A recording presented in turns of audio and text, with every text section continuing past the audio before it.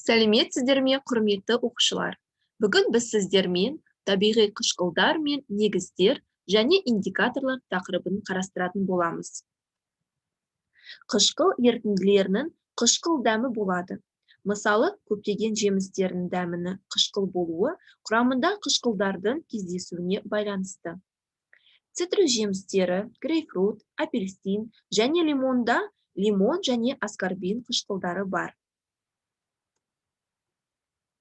Ал құмырсқа, ара немесе қалақайдың шаққанын ауыртпалы қылатын құрамдағы құмырсқа немесе метан қышқылы. Шарап қышқылының құрамында жүзім қышқылы, сірке қышқылы көптеген жемістер немесе көкөністерді консервілеуде. Ал біз жақсы көретін сұйықтықтардың құрамында, сусындардың құрамында аздаған мөлшерде көмір қышқылы болады.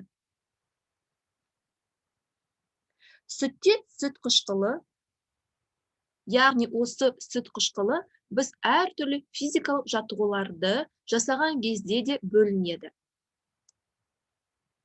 Келесі слайдта сіздер кейбір қышқылдардың атаулары мен формулаларын көре аласыздар.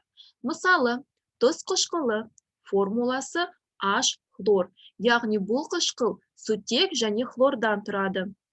Азот қышқылы формуласы HNO3, яғни азот қышқылы бір сутек, бір азот және 3 оттек атомынан тұрады. Көмір қышқылы H2CO3, 2 сутек, бір көміртек және 3 оттек атомынан тұрады. Кейбір сілтілердің атаулары мен формулалары. Натрий гидроксиді, натрий OH, калий гидроксиді, калий OH, кальций гидроксидінің формуласы кальций OH2 еселенген. Яғни бұл жерде қышқылдар мен сілтілердің жиі кездесетін формулалары берілген. Лимон және шиенің қышқыл дәмі болады. Бұл дәм олардың құрамындағы қышқылдың әсерінен болады.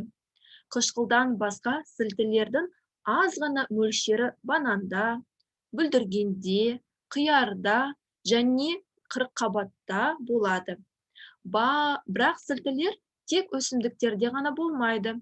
Ерте кездерде күлдің сабындалу қасиетін кір жуу кезінде пайдаланған.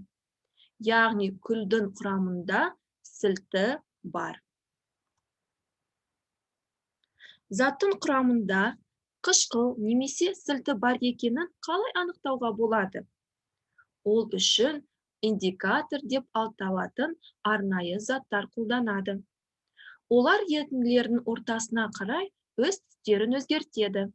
Осылай ортаның қышқылдығын немесе сілтілігін анықтауға болады. Индикаторлардың бірнеше түрлері бар. Олар лакмус, фенофталин, метилоранж және әмбебап индикатор.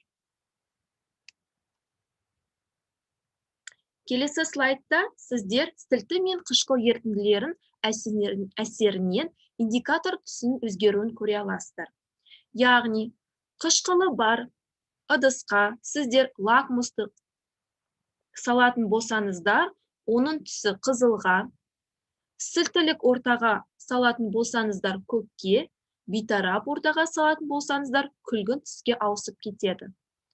Фенофталин қышқылдықта түссіз, сілтілікте таңқурай түсті және бейтарап ортада түссіз болады. Ал метилоранж қышқылдық ортада қызғылт түске ауысады, сілтілік ортада сарыға және бейтарап ортада қызыл сары түске ауысып кетеді.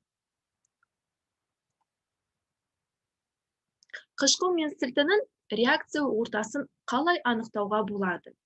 Яғни ерітінді ортасын тестілеу кезінде көбінесе әмбебап индикатор қағазының жолағына зерттеу ерітіндісін тамызу керек. Өзгерген индикатор қағазының түсін pH шкаласының түсімен салыстырылады. pH шкаласы қызыл сарыдан қою көк түске қарай өзгереді. Аталған pH шкаласы 14 бөлікке бөлінген, мұнда ең күшті қышқыл 0 мәніне ие болса, ең күшті сілті мәні 14 болады. Бейтарап ерітінділер 7 мәніне ие болады. Мысалы, Кока-кола сусының pH шкаласындағы мәні шамамен 2,15-ге тең. Бұл сусының ортасы қышқылдық екенін көре аламыз.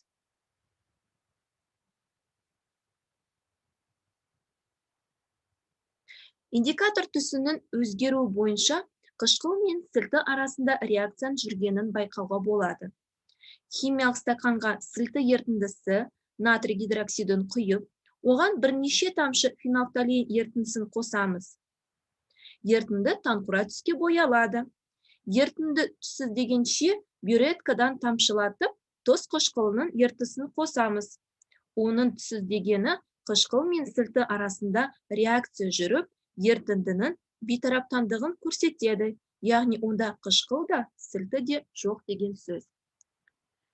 Бұл жердегі бейтараптану реакциялар жүреді. Қышқылдар мен сілтілердің pH көрсеткіштері қарама-қарсы мәндеріне ие. Оларды бір-бірімен әрекеттесу реакциясын бейтараптану реакциясы деп аталады. Нәтижесінде тұз және су түзіліп, реакция ортасы бейтарап болады. Балалар, тағы да қайталайық. Яғни, бейтараптану реакциясы дегеніміз қышқыл мен негіздің әрекеттесіп, нәтижесінде тұз және су түзілуін айтамыз. Сонымен, балалар, бүгін біз қышқылдар және негіздер деген тақырыппен танысты. Яғни, қышқылдар мен негіздермен жұмыс жасаған кезде өте абай болу керек. Кез келген қышқылдың дәмін татып көруге болмайды. Олардың арасында улы қышқылдар да болуы мүмкін. Оларға күкірт қышқылы, азот қышқылы, тұз қышқылдары сияқты минералды қышқылдар жатады. Барлық қышқылдардың құрамында сутек атомдары кіреді. Олар әртүрлі реакцияларға қатысады. Қышқыл ерітінділермен жұмыс жасағанда қауіпсіздік техникасын ережелерін мұқият сақтау керек. Оны балалар ұмытпаңыздар. Өйткені қышқылдардың күйдіргіш және уландырғыш қасиеттері бар. Тұз қышқылының массалық үлесі 0,15 хлорсутек ерітіндісін медицинада асқазан қышқылдығы төмендеген науқастарға береді. Асқазандағы тұз қышқылы астың тез құрытуына, аспен бірге түскен зиянды бактерияларын жоюға көмектеседі. Сонымен, балалар, бүгінгі біздің сабағымыз аяқталды. Келесі кездескенше сау болыңыздар.